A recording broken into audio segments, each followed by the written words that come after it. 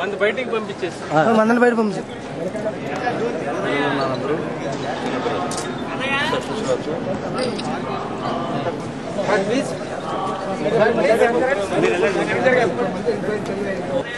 ఎలా ఉన్నారు?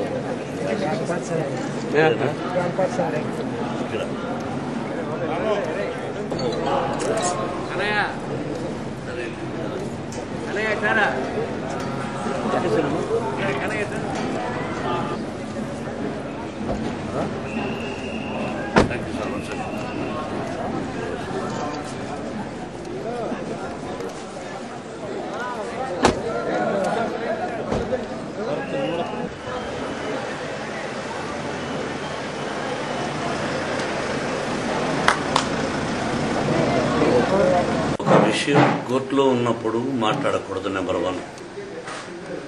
నెంబర్ 2, కాగల కార్యం గంధర్వులు తీరుస్తారు. అంచెలంచెలుగా నటుడుగా ఎంత ఎత్తుకు ఎదిగానో ఆ విధంగా ఇక పద్మశ్రీయే కాదు, నెక్స్ట్ తొందరలో పద్మభూషణం వస్తుంది, పద్మవిభూషణలు వస్తాయి, ఈ అవార్డులన్నీ వస్తాయి. వీటికన్నిటికీ మించి ప్రజల ఆశీస్సులు ఎప్పుడూ నాకున్నాయి. కాబట్టి మనం ప్రయాణం చేసే మార్గంలో అప్ అండ్ డౌన్స్ ఉంటూ ఉంటాయి. ఈర్ష్య ద్వేషాలకు ఉంటూ ఉంటాయి. మనిషి అన్న తర్వాత ఇప్పుడు మళ్ళీ చెబుతాను చూడు, వర్షం చినుకులు పడతాయి, దానికి పచ్చ గడ్డి మొలుస్తుంది, దాన్ని ఆవు మేస్తుంది, మంచి పాలిస్తుంది, ఆ పాలు తాగితే ఆరోగ్యానికి. మనిషి మెతుకులు తింటున్నాడు, విషాన్ని కక్కుతున్నాడు. ప్రతి మెతుకు బ్రతుకు కోసమే, ప్రతి బ్రతుకు మెతుకు కోసమే. కాబట్టి రకరకాల ద్వేషాలు. కాబట్టి మనం చేస్తున్న మంచి పనికి భారతదేశ ప్రభుత్వం గౌరవప్రదంగా ఇచ్చింది. దాన్ని రకరకాలుగా వేస్తూ ఉంటారు కొంతమంది. అది తప్పు కాదు. కానీ సొసైటీలో ఎప్పుడూ చేయరాని తప్పును ఈ కంఠంలో ప్రాణం అంతవరకు నేను చేయను. ఇది తప్పు కాదు. జడ్జిమెంట్ కూడా ఇంకా ఇవ్వలేదు.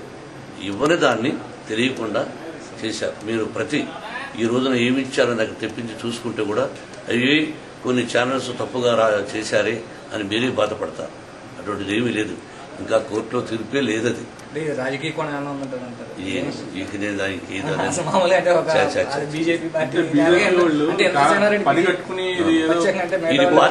ఇది బీజేపీ పార్టీకి సంబంధించింది కాదండి. అది ఎవరైనా ఉండొచ్చు కాక నేను వాళ్ళ పేర్లు ప్రస్తావించను. ఎందుకంటే నాకు అద్వానీ గారు తెలుసు, మోడీ గారు తెలుసు, రాజ్నాథ్ సింగ్ గారు తెలుసు, వెంకయ్యనాయుడు గారు తెలుసు, కిషన్ రెడ్డి అందరూ తెలిసిన వాళ్ళే. ఇక దాని గురించి ఇది బీజేపీకి ఎటువంటి సంబంధము లేదు. అనవసరం అటువంటి చెప్పకూడదు.